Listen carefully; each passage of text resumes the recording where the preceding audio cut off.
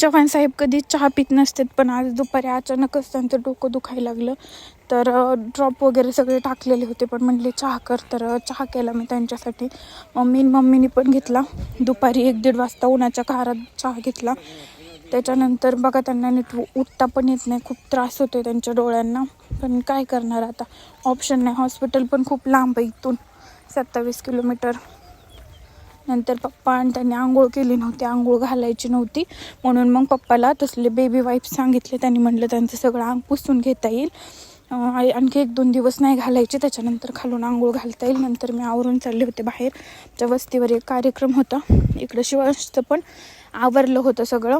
त्यात तो पण पडला काल, आम्ही आलो तिकडून आणि तो लगेच पडला. त्याच्या पूर्ण खूप सुजलं होतं, दातामध्ये जिभेमध्ये दात सगळं हे झालं होतं, टोचलं होतं. पण त्यांनी सहन केलं, एवढा नाही त्रास दिला. त्याच्यानंतर चव्हाण